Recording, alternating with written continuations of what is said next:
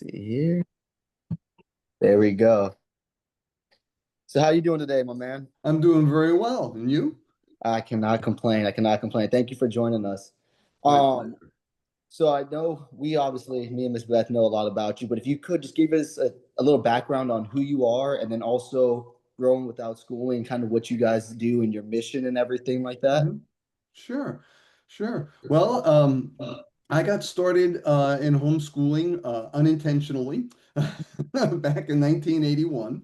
Oh, wow. So working in a bookstore, and one of the cashier's husbands was volunteering at Holt Associates. He was a fan of John Holt, and when and back then there was this thing called word processing. Now we all know it's just an app, but back in that day it was a huge machine, a separate machine, teeny little floppy disk, little gray disk that held about 5 pages of text, but Yeah. considered such an innovation that everyone had to learn it. And I got my master's degree in English. I thought I'd be a teacher. Next thing you know, they're firing teachers right and left here because the property tax rollback bill happened, and so I wound up running working as a cashier in a bookstore, and one day I asked my colleague, how can I learn word processing? And she said, oh, my husband is volunteering at this office where they have a word processor. So that's how I wound up at Holt Associates. You know, No and way. um, and what was interesting was John Holt was on a 2 month lecture tour. He had just come out with the book Teach Your Own.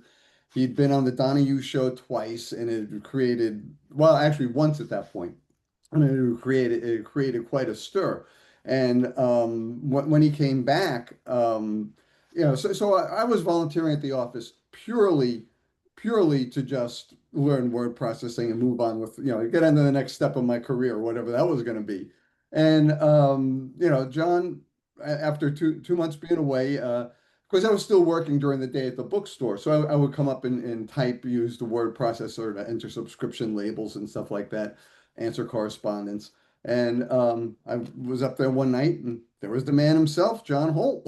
I was like, "Hi!" So we introduced each other and talked for a little bit.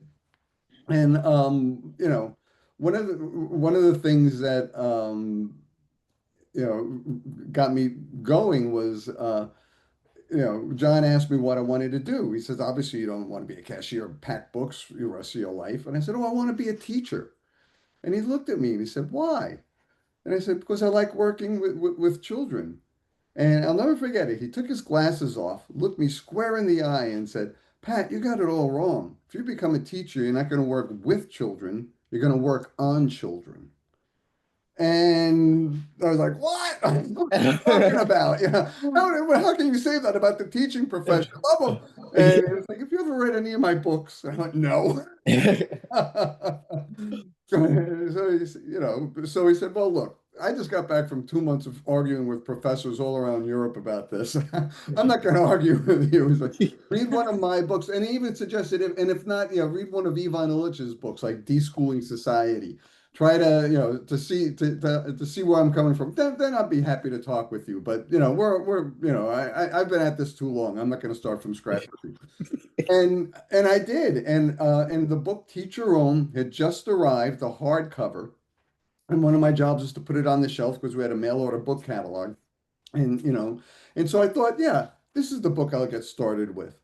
And it made no sense to me. I'd be riding the bus to work or going home, and going, what's he talking about? How are they going to get in college? How are they going to get through high school? What is going on here?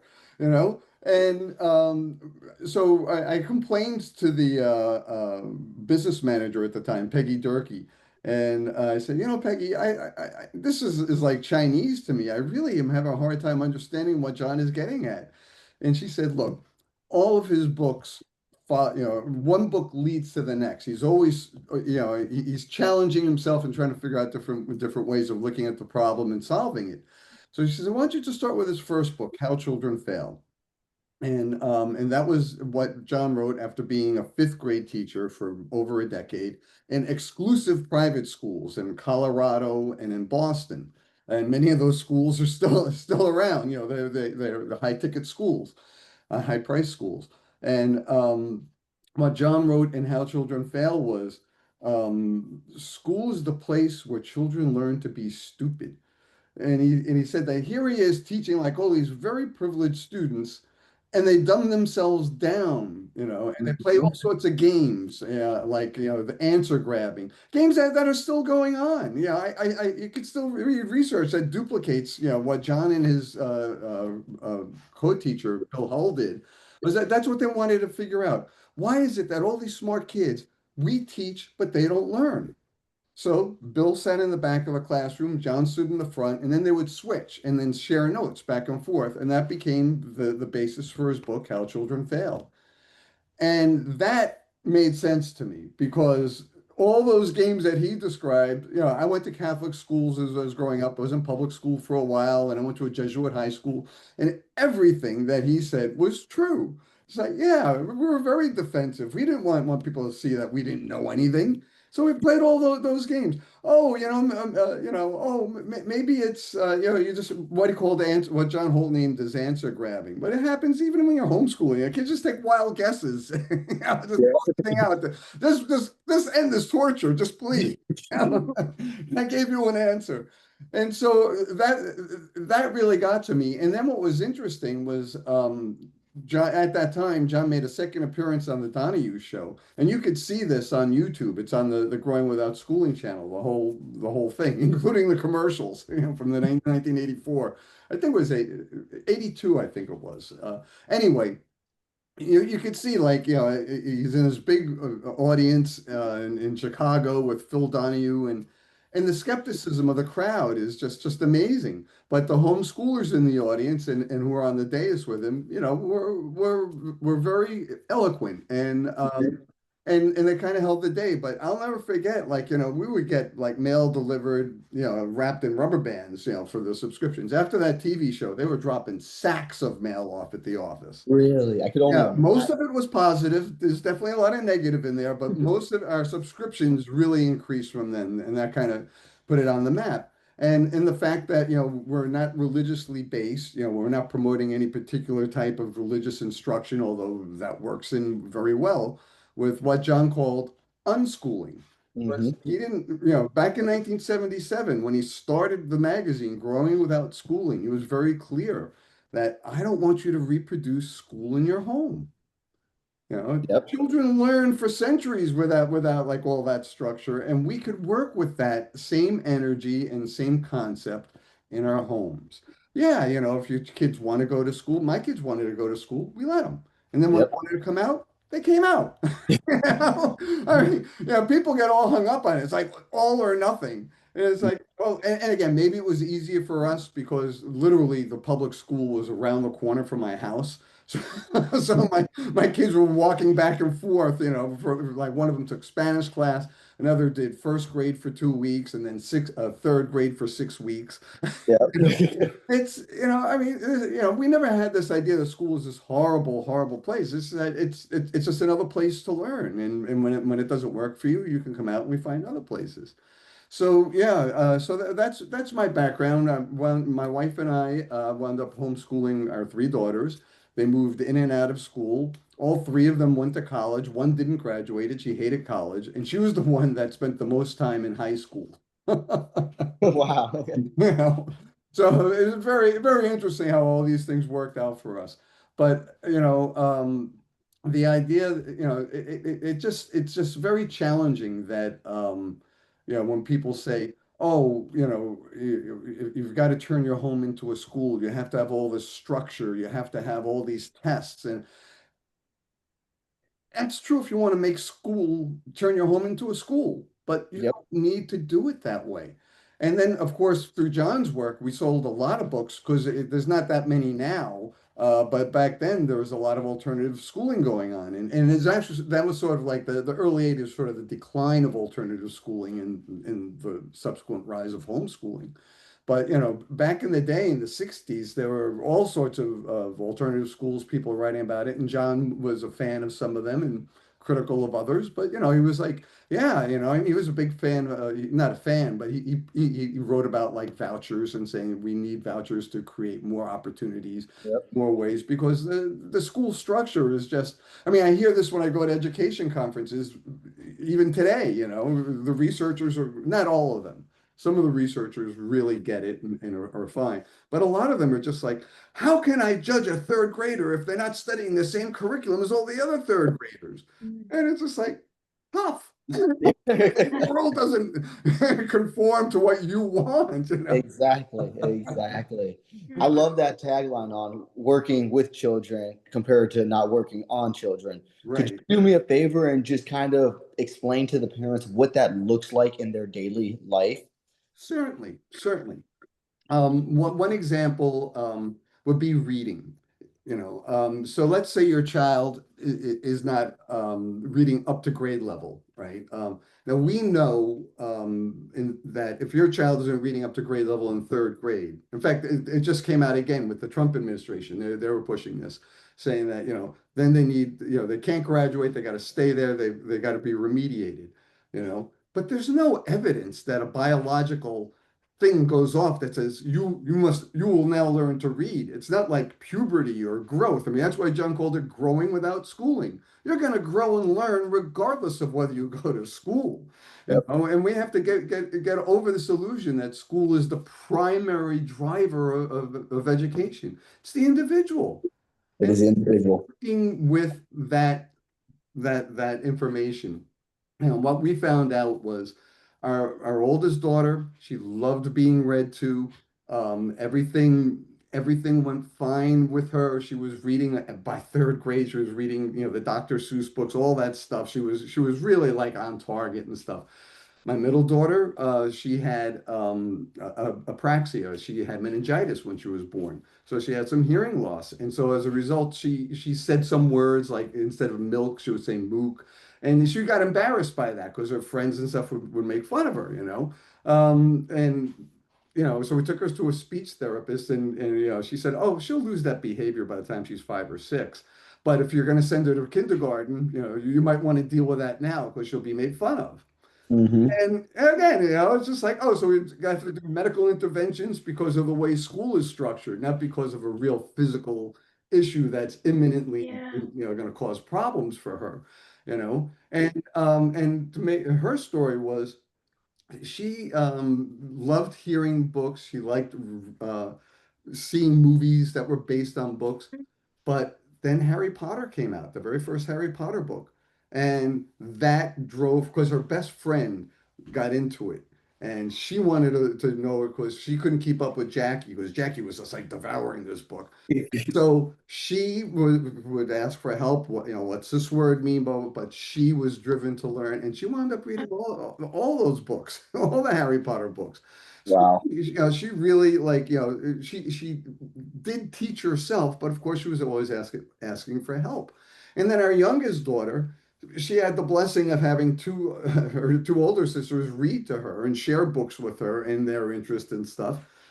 And we don't know how we like to say Audrey taught herself how to read because we don't remember sitting down and actually like because and again this is fine to do. Put the child in your lap and point to the words. In fact, in John's second book, How Children Learn, he talks about how he did this with a child in his lap and was pointing to the words, and the child kept moving his hand away. Like, stop doing that. I can figure this out. Which that's a good point because kids are just naturally inclined to want to learn, absorb that information. They don't need I mean, it is good if you want to sit there and point. There's nothing, I guess nothing wrong with it, but just Right. that example there, they have a natural inclination to want to absorb the information, to learn, to be Hmm. learning in everyday life, everything that's going on around them. So Yes. that's just that little example there does highlight that in my mind. Good. Well, that Uh, helps. so then when it comes to homeschooling parents and they're taking this approach, what are some ways that they can encourage their kids to be learning? What are some things that they can do to really imagine the kid is able to learn and what they're doing without being like, hey, you need to do this to learn this. You know what I mean? What are some ways that they can kind of encourage the kids? What can they do to kind of guide them in a sense to when to help them with their learning. Sure, sure.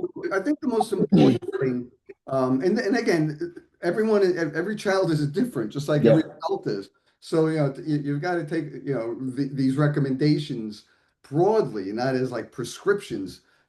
So, the first thing is like find friends for your children. Children learn, so we all learn socially, even if you're not a particularly social person. You No, know, it's true. It's so true. you're still aware of what's going on and how you'd like to fit in. And so, yeah, play. Dr. Peter Gray has written a lot about this, in his book, Free to Learn. It's on my shelf there. And he and many other educators, although not all, because clearly most of them are in the researchers camp of like, no, let's get all the 8-year-olds in second grade so we can judge everybody properly, Yep. which is so unfair. But It because we is. all know, like, if you have a book-rich environment and your parents are bibliophiles and whatnot, you're probably going to be a reader. But if you don't have that sort of environment, you might be better with your hands. Who knows? You might be musical. And that's the Hmm. whole point of what I'm trying to get at about letting your children play. Um, the more that they have experience with other children, that's why I think that it's homeschooling is successful with families with many children, is because the older can sort of model like how to learn for the younger. It's not how to teach. It's like they just see them poking around on the computer or building something with Legos and say, oh, how can I do that?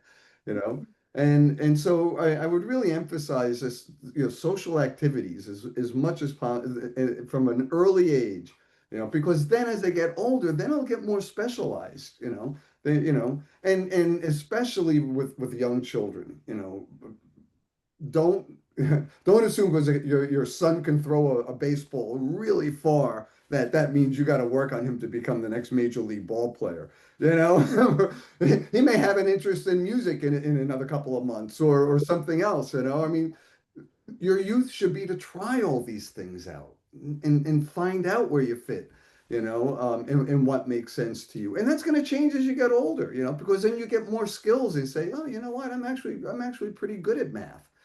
So maybe I should look into computer programming, although that's more logic than math, which is something that we forget. But Yeah. because I know more than one philosophy major who's a computer programmer. No, even like you said, for me, so my mom is her biggest regret. She did FOVS, which is basically school at home for our Mhm. curriculum. Now her biggest regret is that we didn't do what you're talking about. However, I was a kid who loved playing baseball, but my interest in baseball led me to be researching about the body, researching about diet, researching about working out, how fast twitch muscles work inside of your body. So just by following my interest outside of my curriculum, I ended up learning so much more because I was passionate about it, but Mhm. also it was something that I was just so like intrigued that this could help me become better, whether it was how to count macros, the way the body works. And it's just, I can definitely see if the kid is able to go into their passions like that with that imaginative state in mind, no pressure, just doing it because they enjoy it, it has to equal a more well-rounded education compared to Mhm. just here, you're going to learn to spell the words big today. You're going to, it's just Yeah. that because that's the way I learn now too. And another thing you said that I think is very true. My brother, so much smarter than me, so much smarter than me. He's my younger brother, but he is growing up. He would watch me and my friends do something, and then within a couple weeks, he was better than us at it. Yeah. So whether it was reading, whether it was Yeah. playing baseball, or just doing something like working with our hands or something on the lawnmower, Mhm. this he would be intrigued watching us doing it, and then all of a sudden, next thing you know, you come out to the garage and it's completely taken apart, and then he's putting it back together. Like you're just, Right. but that's such a great point that with the older children that they do kind of help guide in the sense of the younger Mhm. kids with it. Right. Right. Um, And you make a really good point that I'd like to emphasize about, the interdisciplinary aspects of homeschooling. in school, English is separated from math, is separated from science, is separated from foreign languages, et cetera, et cetera. You have a different teacher, different textbook, but that's not how it works in the world. No, Everything's interconnected. Just like you said, you can't learn about baseball without them learning about bodily, how your body reacts. And then that might lead you to become a bodybuilder or a doctor or whatever. exactly. Yeah, but we always forget. Oh no, in school it's like, oh, you test very highly in English, so you should really become a writer. Well, again, you could be a sports writer, you could be a race car writer, you could be a mechanic, anyone popular mechanic, but the school mentality, breaks us down. And for ever since I was in college, I remember them talking about having more interdisciplinary studies, having the math teacher talk to the science class, and the science teacher talk to the philosophy class. Doesn't happen very much, and it happens, as far as I could tell, almost not at all in a public or private school. It is still very much dividing these things. It is, and that's actually Miss Beth. I was on a phone call before with her tutor when she was growing up, and the one thing I was telling her what I require all of our tutors to come together once a month to just brainstorm, to talk to each other. Now, it's not the same as talking to the class, but for me, it's a matter of we can't be so just dead set in our ways. We Hmm. have to be able to discuss with each other different things. Maybe a teacher finds that something's working, like it's project based stuff, or whether it's Hmm. a way to just getting a message clearly, maybe it's a presentation. If we can figure out a way with the educating the kids of what's working, what's not working, I think that does equal a better experience compared to like saying just no, I'm a science teacher. This is all I do right here. You know what I mean? I think that is kind of, so I'm glad you said that because that it's just what a little idea I had. And I think that with you saying this, I'm a little more confident into it. Hmm. Now, I know with unschooling, it does get a lot of negative backlash, and some people just because they don't understand it. Hmm. What are some common misconceptions that you kind of hear with it, and what are some just some of the things that you hear people bringing up that they don't fully understand? If you could kind of help them understand a little bit more to get rid of those. Well, uh, probably the first and most common objection is that parents say, oh, it's the child runs the show.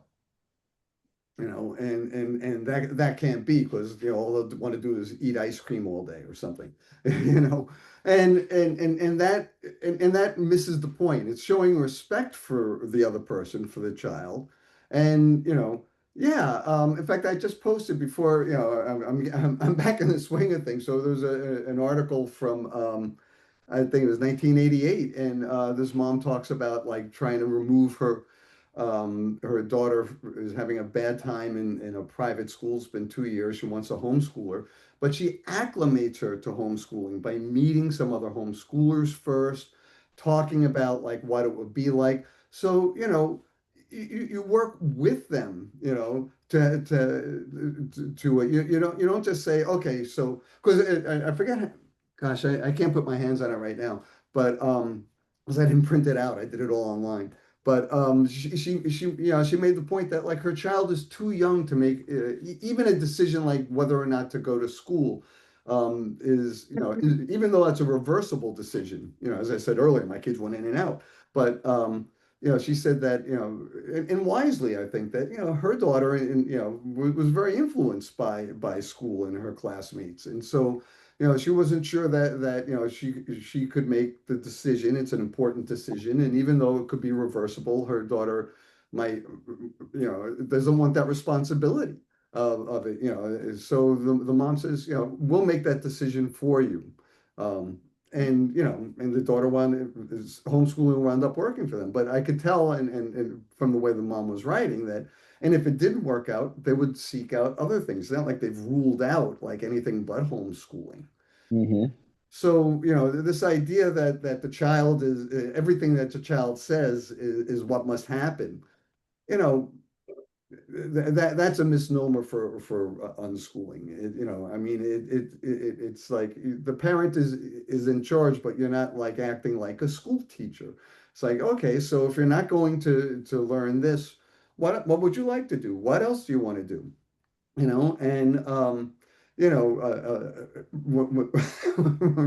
when I look back at the catalog that in the books that we sold, a big concern was television back in the 80s and 90s. In fact, there was a book that we sold that was popular called The Plug-in Drug. Like people wanted to limit. Now look at this. Yeah, now we have like almost a national movement to get rid of cell phones because Yeah. what it's done, right? But at the same time, it's just like if your child respects you, when you respect your child, say, no, don't use your cell phone now. We're gonna, let's have some quiet time. Let's just build, and then you come back to it. I mean, and that's another thing is the parents need to model the behavior that they want. I mean, if you're going to run the family like a military school, you have that right. And I know some families who successfully do it that way. That's your business. Good. Yeah. I'm not comfortable doing that. That's not my style. But at the same time, I'm not gonna, if my daughter, said, "Oh, geez, Dad, I just want to go into the woods and find some mushrooms."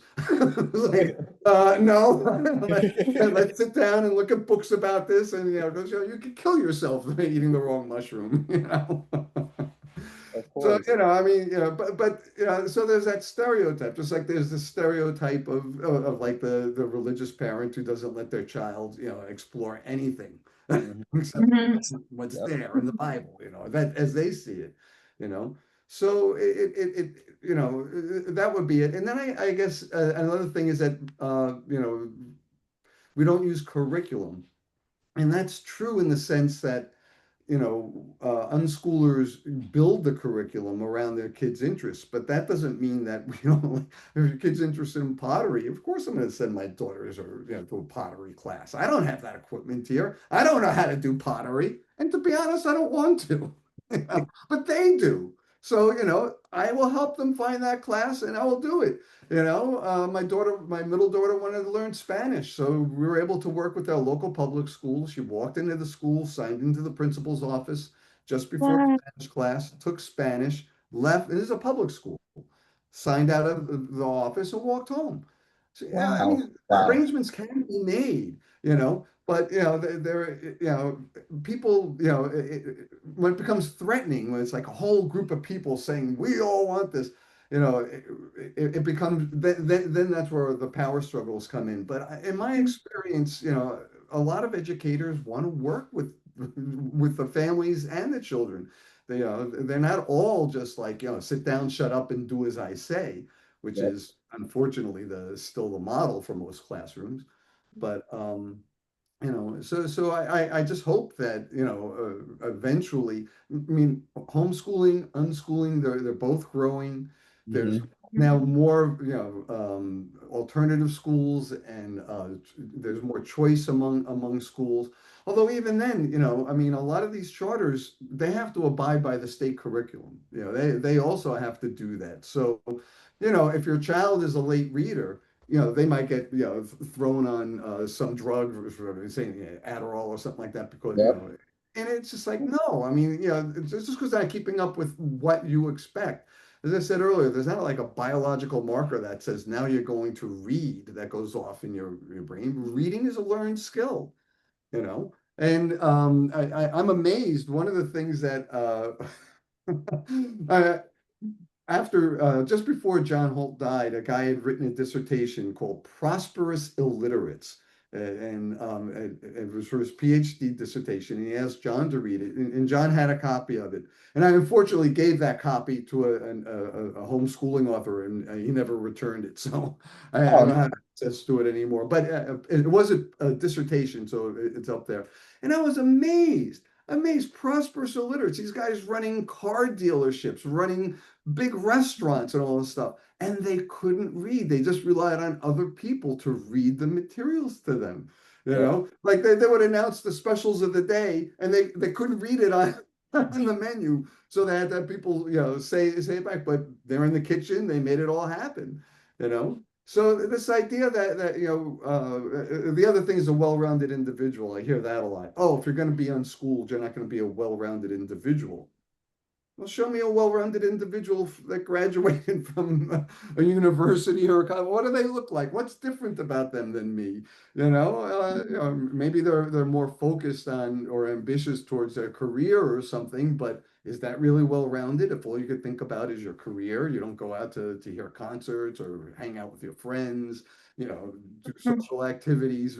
I mean, you're just dedicated to your work.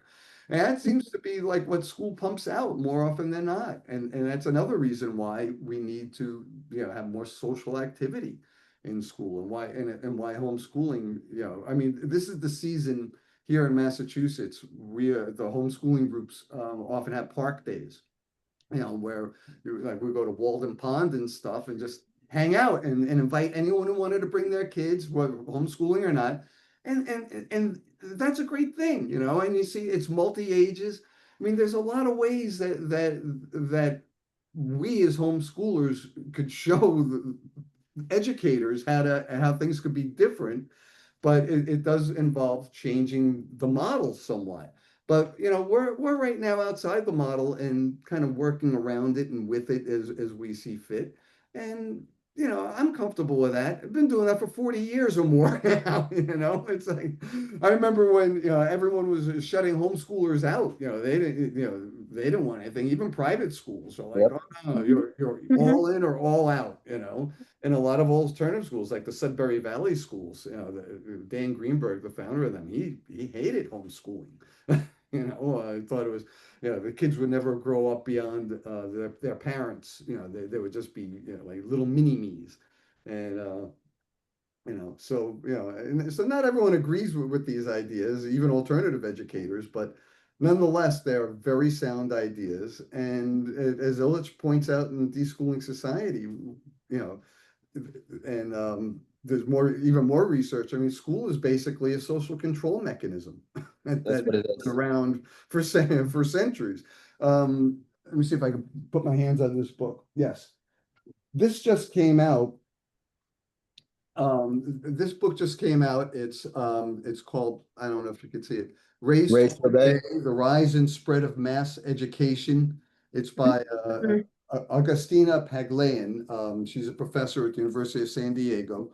And basically, her research, I mean, she did a worldwide search of when compulsory education got started. And what she shows is it has nothing to do with education. Compulsory schools got started in almost every country as a means of social control. Mhm. That the teachers were largely based on their morals and standing in their local communities, had nothing to do with reading, writing, or arithmetic, Mhm. and that classroom discipline was the main driver of these, to sit down, shut up, and do as I say. You're And gonna have to do Mhm. that. and to me it's fascinating because it's very yeah, this probably won't, yeah, you can't see the chart, but her charts and stuff about like when these things came out. And what's interesting is she's able to show that whenever there's civil unrest in a country, the compulsory school laws get more extensive. They're more Really? and more. Yeah, Wow. yeah. It's Oh great. my. It's a fascinating look, and it's very. It's published by Princeton University Press. It's not like some self-published thing. I mean, this is really solid research that kind of gives a lie to this idea that schools are there to create well-rounded individuals or good citizens. Mm. I mean, the reason why homeschooling can exist is because the law says, the purpose of compulsory education is to create good citizens. Well, we create good citizens. Mhm. That's Yeah. So it's just like, you could get around compulsory school that way. But what is a good citizen, right? I mean, people are arguing about that today. These are nebulous sort of definitions.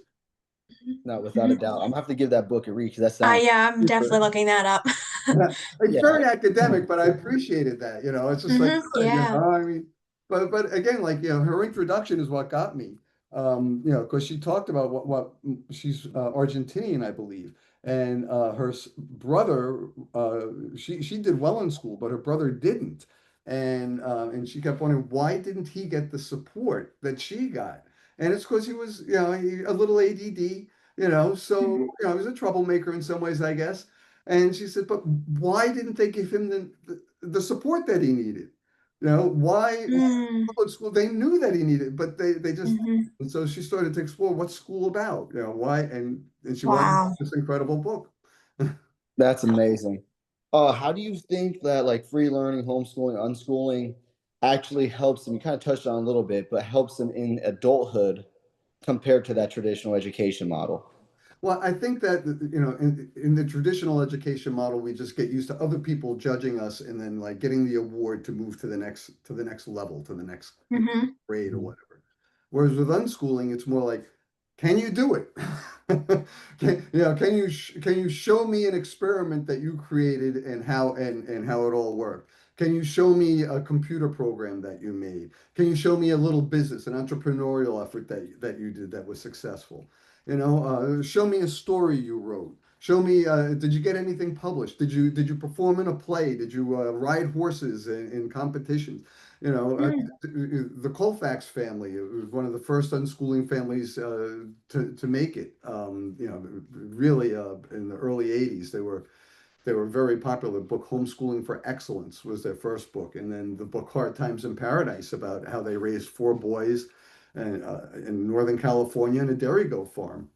And you know, two of them wound up going to one got into Harvard. He's now the head of public health for San Francisco, Grant Colfax, and another one went to Yale. That he was an adopted child. You know, so it's amazing how like, and he's a lawyer. So you know, and then another one of their sons turned out to be a chef. You know, and he didn't go to college.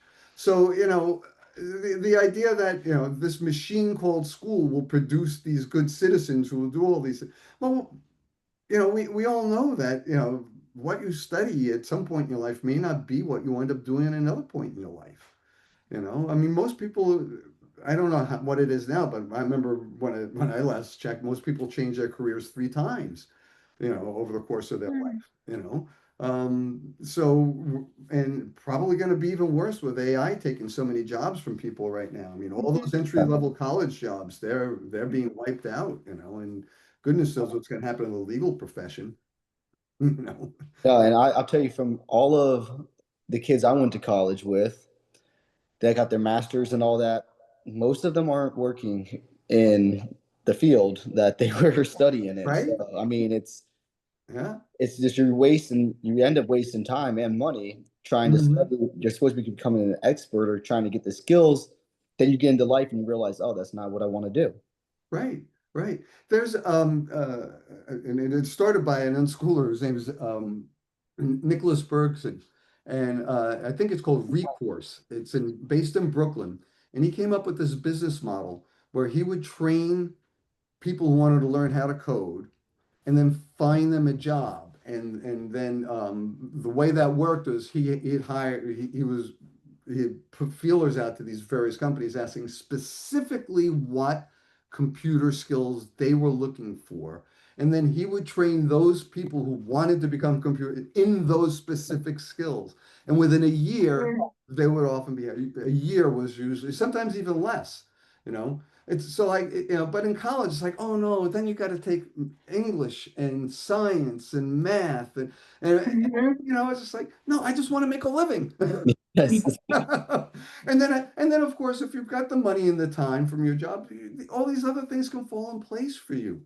You That's know, right. and you know, and to me that's an amazing model, and I wish that there were more like that. You know, it's more, you know, you hear about this sometimes like Microsoft certificates and stuff. I mean, so I guess Mm. it's more of a high tech thing still, but why Mm. not make that more of the model? You know, I mean, schools are Yeah. hung up on their you know, 4 year income streams, you know, but it's like, Exactly it. you know, the world is changing and not everyone can afford that anymore. And is it really Mhm. necessary? This whole well-rounded individual thing. It's just like, Mm. I can go to Recourse, learn to program, and I could join my local choir. I could play in a local band. I could go out to Yeah. theater, you know, or just go to the library and read whatever I want to read. Mhm. Mhm. So would have been some of like as far as dealing with the legalities with the states, what can families do if this is the route they're choosing or the route they've chosen? What can they do to best be prepared? And what are some things you've seen come up throughout your years of working with this? Mhm. The main thing is very often using standardized tests. Like if they suspect that a student is not a homeschooler, not a student. If they Okay. suspect the homeschooler or unschooler is not up to grade level, right? They will sometimes, and again, like I don't think it's as common as it was in the 80s, but in the 80s, this was fairly common, So they would take you to court and say, take a standardized test for like fifth graders and then show, oh, you're not up to par. But then the counter argument is that it's an individualized curriculum. They know how to do this. Let's show you examples. The portfolio method of evaluation. Mhm. What I was Mhm. talking about earlier. You actually show, well, here's a story that they wrote. Yeah. All this is spelled, and in fact, here's an earlier version where you could see that they didn't have it. We made corrections, and and so and that's usually what is won out, and schools lost so many of these cases, because there are alternative schools and that's always the fallback too. It's just like, look, there are schools that are supported by the state that don't follow the same curriculum as the public schools because they have special needs students or this, and our child is here. So, and in fact, Waldorf schools, they don't promote learning to read until I believe your eye teeth fall out, right? So I Wow. didn't you know fall out that. sooner than others, but Yeah. but that's their and they're like, well, one of the high end, hoity-toity private schools, that exist, and so you can point to all these things. Then of course, like famous schools like Summerhill, which John Holt visited. He was not close friends, but he sent letters back and forth with A.S. Neal, the founder. And there, like, Neil was always saying, when the child is ready to learn to read, we'll teach them. Mhm. It doesn't have, but this whole idea that we're like taking masses of children all the same age and pushing them through this machinery, and that's still the belief. But that's why I think we have to go back to more of these social models.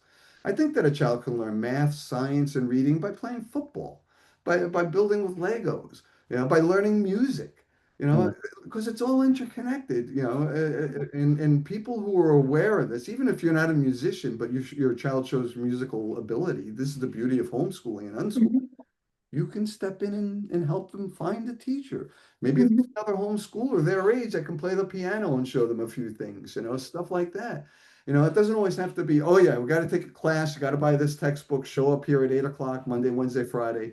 I mean, it can, and of course, having a schedule that can be important. You want that, but when you're dealing with 6 and 7 year olds and you got a lot of kids in the family, it's hard. I get it.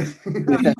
And not everybody has the wealth to have like nannies and so on, So yeah, there are many ways to approach this, and I hope I've shared a few of them that make sense for your audience. No, I think you definitely did. When it comes to the parents being confident in their decision to do this, do you have anything you could touch on to give them a little bit that because they're going to get people are going to be saying, "Hey, why are you doing this?" Like you said, "Oh, the children Yeah, runs the show." Can you touch on that a little bit to give them the confidence? absolutely. I think that the most important thing that a parent can do is to pay attention and love their children. You know, you don't need a master's in education in order to do that, and that is what's going to serve you the best moving forward. Having a firm relationship with your child as best you can. I mean, I've met so many different families over the years, so I understand that personalities, health issues, all sorts of stuff get in the way. So it's not a clean cut like answer that can be given other than what I just said.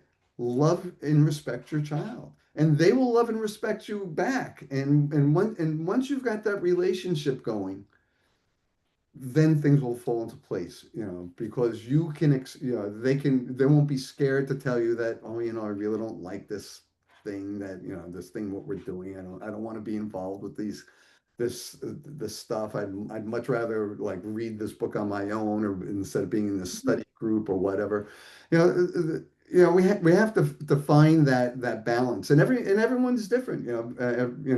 Some parents have ADHD themselves, so it's hard for them to stay on schedules and keep things going. And I'm aware of children who do that, who actually like help their parents stay on schedule. They're more organized, but their parents have a lot more knowledge of how the world works, so it balances out. Yes.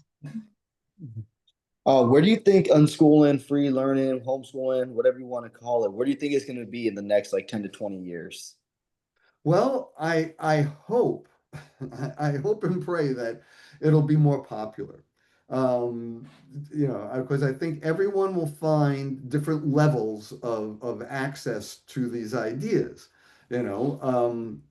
But I really do worry that as Paglayan's book and so much of the way look I gave a talk in June to the Alternative Education Resource Organization. I asked AI to make a chart of the number of waking hours children spent in free play from 1925 to 2025. And it basically starts off 45 hours of free play a week. And I said waking hours because I remember my friend John Gatto, when he wrote in one of his books that children spend more time in school than they do anywhere else. The critics said, "Oh, but they sleep at home. That's 8 hours right there." So I was like, okay. So I said to AI, waking hours of children from 1925 to 2025. And so here's 1925, 45 hours of free play. Zip, it goes all the way down to 4.5 hours in 2025. That's insane because there's so many studies that show also that playing, that free time, where you're actually playing, you're using your imagination, Mm-hmm. actually helps the brain develop so much more. And you can look at people Mm-hmm. in their adult life and business, a lot of them have an ability to get in tune with that playful part of their brain where they can imagine all the people that are innovating these new technologies, they're able to activate that part of their brain. And if we're not doing it when we're young, that has to have some kind of consequence later in life, Mhm. or make it at least harder to go back and do it when that could be something that is your chance to make an impact on this world, to create something new. But if you don't know how to use it, it's never going to happen. Mm-hmm. Mm-hmm. Yeah. Uh, Miss Beth, you got any questions? I don't really have a question necessarily, but I just wanted to say I really liked how you talked about the well-rounded individual in unschooling or homeschooling because I know I've noticed with and I'm not bashing my public school friends, that's not what I mean, but I've noticed that my homeschool friends and we love learning about all different types of topics.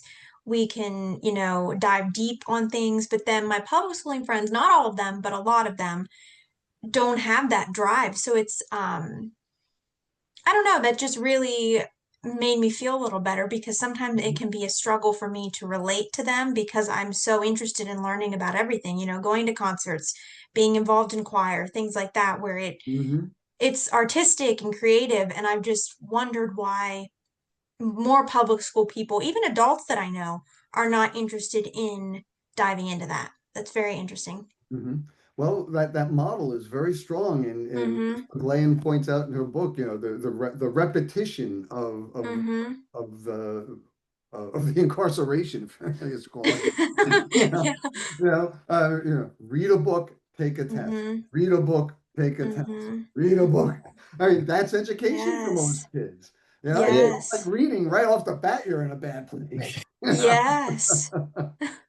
Yeah, Without Yeah. so doubt. trying to work with all these different modes, and Mm-hmm. there was this theory of multiple intelligences that came out in the 80s and 90s, and Mm-hmm. no one acts on these things, I mean, Mm-hmm. we just got through this nightmare of reading instruction. I'll never forget John Holt saying that, it's a combination of phonics and sight reading, Mhm. Mm-hmm. that's it. And depending on who you are and your makeup, one will be predominant. That's going to be your way of doing Mm-hmm. it. Well, we just went from the look say, we got rid of phonics and we said it's got to be all look say. Now after 20 years Mm-hmm. of that, it's like now they're saying phonics. It's just like Come on. Yeah, phonics works for some people, but like I mentioned earlier, my daughter Allison, she had apraxia, and so she couldn't hear. Phonics didn't work very well for her, but when she saw the word exit or the word stop, she'd point and proudly say what it was. Oh, wow. So, I mean, everyone is, Yeah. we have to take that into consideration, Mm-hmm. you know? Mm-hmm. And thank God, she didn't wind up in a special ed class because who knows Mm-hmm. what that would have done to her self-esteem and so on. Without a But doubt. it wasn't Mm-hmm. that bad. And, and, Yeah. and like I said, she was reading Harry Potter by the time she was 9, you know? That's Wow. But impressive. this That's great. idea that we all learn everything at the same time, Mm-hmm. it's just nonsense, we It don't. is. Yeah. Yeah. Thank you for sharing that. Oh, thanks for your comment. Oh, yeah. So what can we do to kind of help growing without schooling to kind of spread the word? And if you want to just take a little bit to give kind of like a little bit more of how you guys, what you're doing, your impact, and also if our Mhm. parents are interested, they would be maybe willing to reach out or look into it a little bit.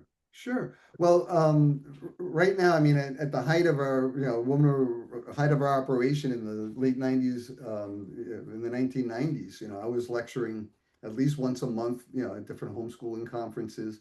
We had a mail order book catalog of So yeah, books that we recommended for teaching reading, writing, science, and just general interest, fiction for kids and adults.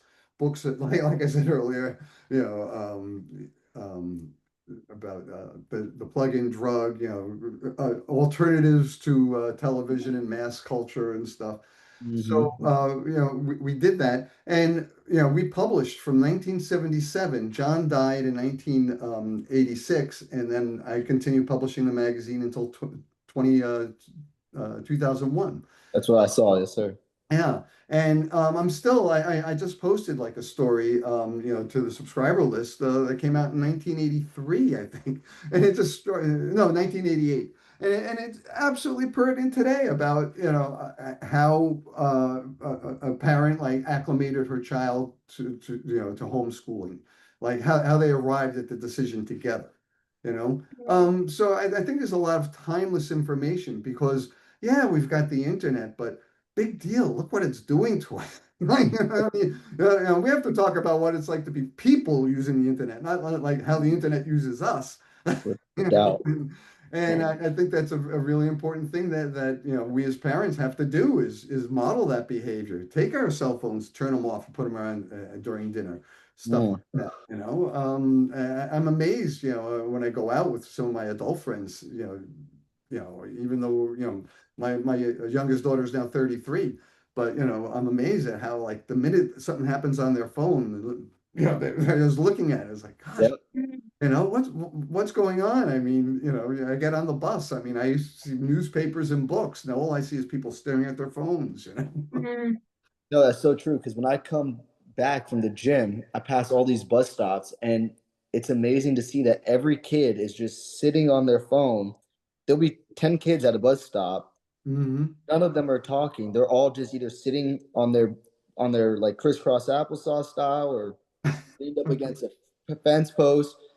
None of them are talking. They're all just right here, just Yeah, their yeah, phone.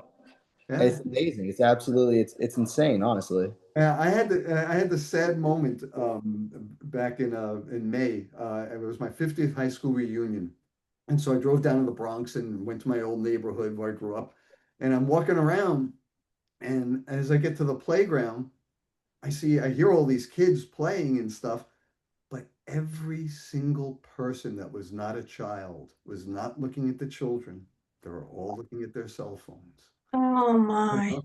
That is Yeah, and now let me go back because I remember John Holt, one of his, and he writes about this in his two early books, How Children Fail and How Children Learn.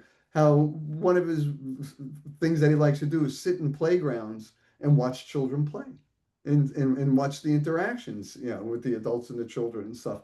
And then Adam Walsh, his son got kidnapped, and next thing you know, he's saying that kidnapping is happening all over. Sure, and the kids' faces were being put on milk cartons back then, and it was like this big scare.